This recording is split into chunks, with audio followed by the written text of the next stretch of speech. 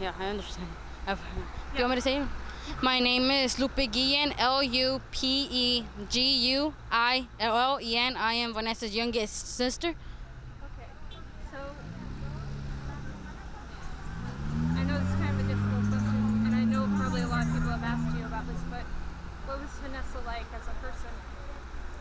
She was not only my sister, she was a daughter, a friend, a teammate, a soldier, and the fact that everyone says, "Oh no, she's my daughter now." She's my sister, or no, she's my friend because I see myself in her. I see myself. Like if I met Vanessa, it's like you would have been friends forever. But Vanessa, she graduated top 15% of her class in high school, Chavez High School. Right after her graduation, 3 days later, she left the army, and she's very smart, competitive, responsible, respectful, amazing, nice, jokeful. She loved to run marathons. Her room is full of medals and the numbers of marathons. She has her army check for the scholarship right there. Her medals, like my mom said, she's not lying when she says Vanessa won trophy after trophy in school. That's pretty Yeah, and she will always make a smile on your face, even if she's joking around. She'll make you laugh, no matter what. She'll make you come with her because she doesn't like seeing people like that, sad or not okay. She's just very nice. Like, you know how they say nothing's perfect, but there's a pure example that wonderful people exist, and that's Vanessa Guillen. She sounds pretty awesome. Yeah. So, what are your thoughts on the recent protests and movements in regards to the harassment that you heard about in the military? As I said, this is not a Republican, Democratic, this is not a race issue. This is a sexual harassment and assault. This is a human issue because it's not only females. This is not a female issue as well. But since the majority are females as well, these are also male issues. Overall, it's a human issue. This could happen to anyone. For example, Lavina Johnson. Another example, the disappearance and the death of Gregory Morales. And the disappearance and the death of Vanessa Guillen. It could happen to anyone. It could happen to any soldier. That's why I love how the Latino community is standing up for each other because we have to stick together. And not only the Latino community has to stand, everyone has to use their voice because we're all children of God. We deserve respect. We deserve to be heard. Yet my sister was not heard. My sister was not respected. So we all have to use our voice because I have a voice. God gave me the voice. God gave me a mouth. God gave me a brain. And so I'm using it. I'm using it for a positive change. I'm using it to be my sister's voice. But that's why I ask and I plead to everyone to come out and join this movement, to join the peaceful protest. You don't have to be violent. Like my mom said, we're a peace community. We can all be heard by peacefully protesting, by signing petitions, by sharing a simple post, or by simply just praying.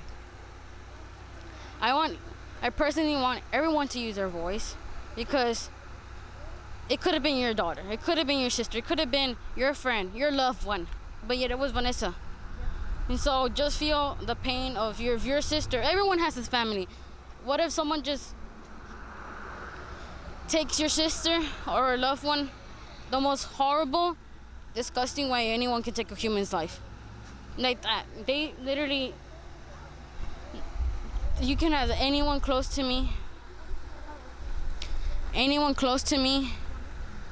that Vanessa, I admire her. I was always following her steps. I play soccer. I run. She plays soccer. She ran. I was always following her steps. I wanted to achieve as well, be one of the smartest people in my class. And that's what I'm trying to do. I'm trying to make her happy. I'm trying to make her proud because a lot of people are saying that I'm making her proud right now because I'm being her voice. But not only me, everyone has to be their voice because at the end of the day, we're all human beings. And this is just disgusting and horrible the way that this happened. This could have been prevented.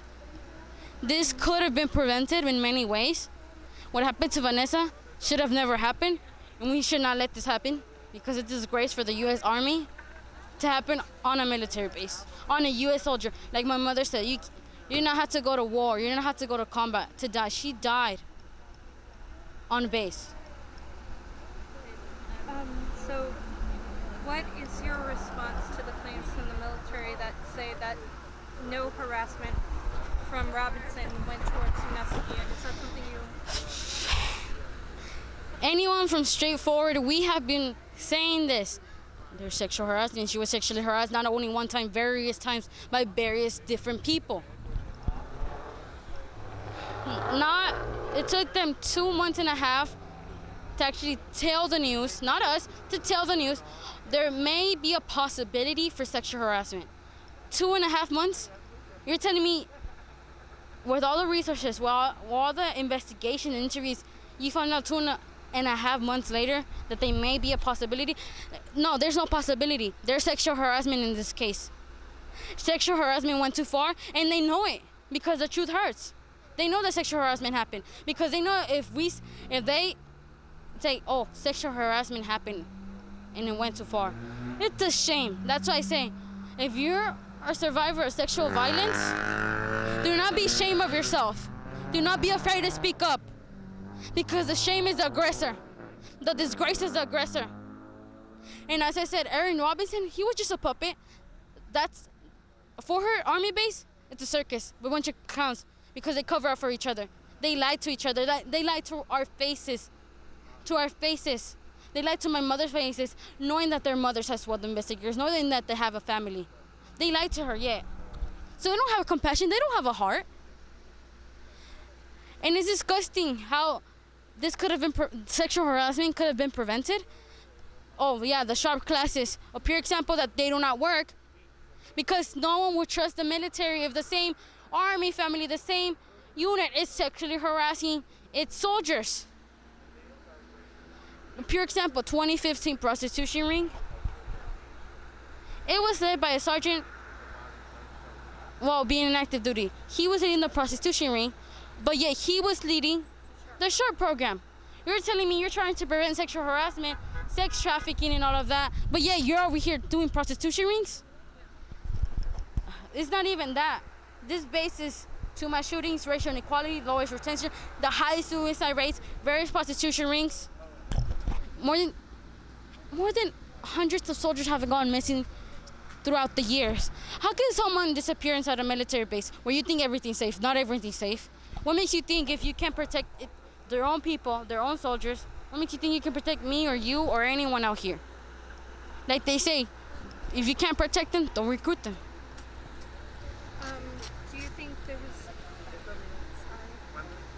Do you believe enough is being done by the review of the command climate at Fort Hood? Or what actions do you think they should take? Because there's somebody from Bragg, from the SHARP program out there to review the whole program. Do you think what they're doing is, they're not doing anything. From straight to the point, they're not doing it at all. They just say something, but words are taken by the air. Words go flying into the air. Actions speak louder than words. I do not want your condolences. I don't want you're saying that you're gonna do this. Do it if you're gonna do it. If you're gonna say something, say it. Take action. Yeah, I'm using my voice. I'm being interviewed, but yet I'm taking action. I'm coming to the peaceful protest. I'm in charge of the pages. I'm doing something. I'm doing something for my sister because my sister did not sign. She just signed the military to protect its people of the United States of America and to serve the nation. She did not sign to be sexually harassed. She did not sign to be someone's property. She did not sign to be a sexual object because no one's an object. And that's disgusting. And they have done nothing but lie after lie, cover up after cover up. And they know it, yet they don't want to admit it because they say the truth hurts. Yeah. If there is a way, because I don't know how familiar you are with the SHARP program. Are you familiar with it at all? Some 50-50. I'm going to go ahead and explain how it works a little bit to you. So sexual assault, you have two types of reports. One's restricted, and the other one's unrestricted. With a restricted report, nobody in the command group knows about it, but you also can't prosecute. The unrestricted report means it's free game for everybody to know. And what happens when you go to the sharp rep? The sharp rep's at the unit, but they move you over to what's called a victim advocate. Yeah. And that victim advocate isn't necessarily in the unit. Knowing these kinds of things, what kind of stuff would you think would help to fix? But yeah, you're still reporting it inside the base, inside there. I am Vanessa Guillen. It's a bill that we are proposing, the attorney and the Guillen family. When you report a sexual harassment or sexual abuse, assault, rape, as a third party. Because usually, the 80% of the time, it's someone in your unit, someone in your chain of command, someone in your leadership, and someone in the SHARP program doing it. Obviously, they're not going to listen to you. They're going to shut your case down. Oh, it's closed. We can't find actual evidence. Like they say, they couldn't find evidence on my sister's case. Obviously, because she never reported it. Obviously, because she was too afraid of retaliation, too afraid to speak up because they know what to do. They know what they do to soldiers. Everyone knows that, but yet they don't know it. Yet you experience this. You don't know it, and I know it. And I'm not even a part of the Army. I'm a 6-year-old. You're telling me I know more stuff than you? That's a disgrace. That's why the I Am Vanessa Guillen would be controlled by a third party, which is an outside agency. You would not be reporting the sexual allegations inside the Army base because no, put their confidence into them because they know how they shut their cases. They know that 80% of the time is someone superior than you. You know that sometimes it's a higher rank. And obviously because they're higher rank, oh no, we have to protect them. Oh no, what about the other soldiers? That's why they say voice to the voiceless. I'm being their voices, I'm being my sister's voice. That's why the I Am Vanessa Guillen bill is a proposal to take the sexual allegations to an outside agency. So you have more confidence, more trust into reporting the sexual allegations. And to not just, if I report an NCO or I report a superior, to not only move them from base, if they can do it to someone else, what makes you think they're not gonna do it to someone else in the other base where they're stationed? What's the whole point of it? Senseless. Senseless. So, I'm going to ask you about...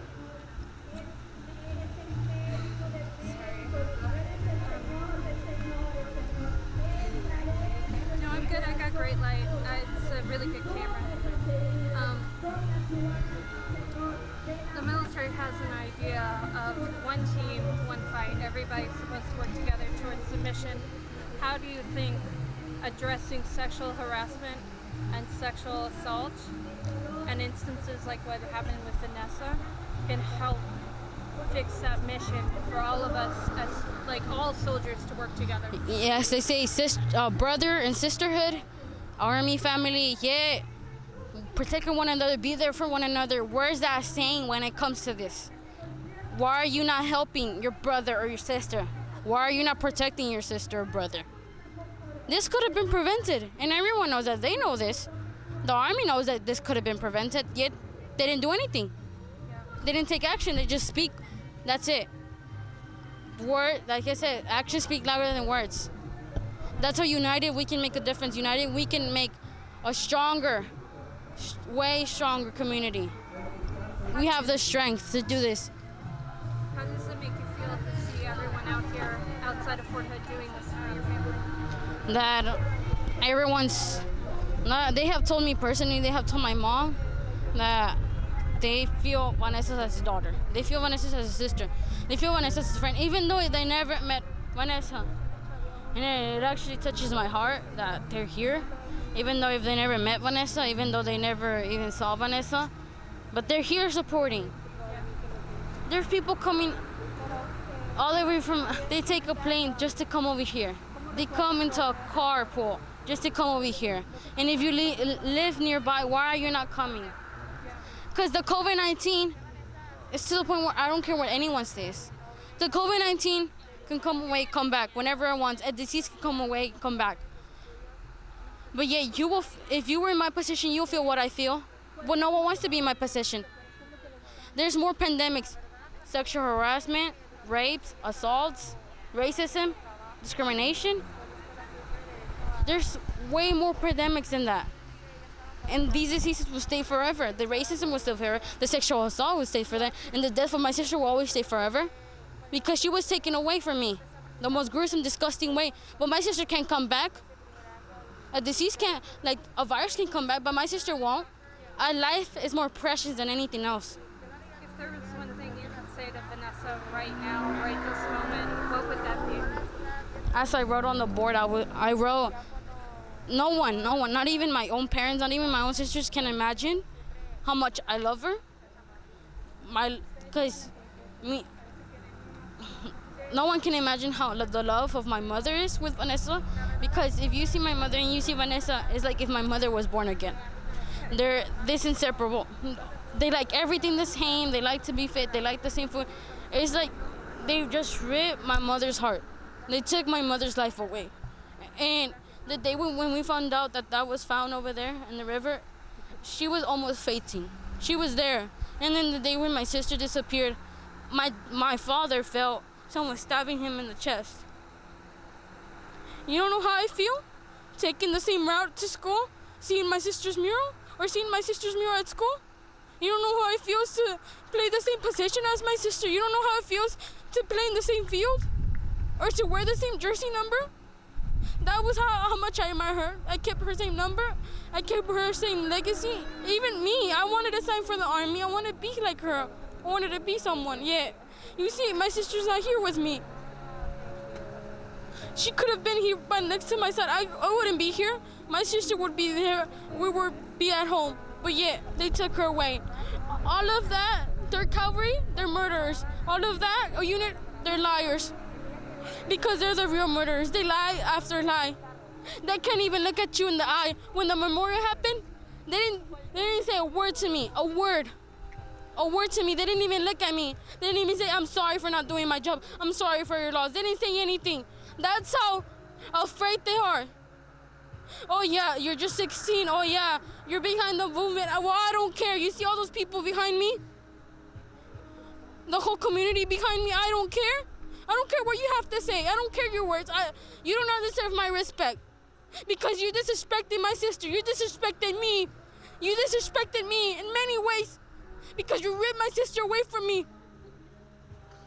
And if so, they believe God exists, and if they believe in God, and we're all children of God, well, there will be justice and everything's coming out to light because of my sister. Because there's always someone looking, and that's God. Because if you do something bad in this world, don't think you're not pay in the past life. You're going to pay. They say the equality, we all have equal rights. We are all equal. Respect one another. Treat each other like someone treats you.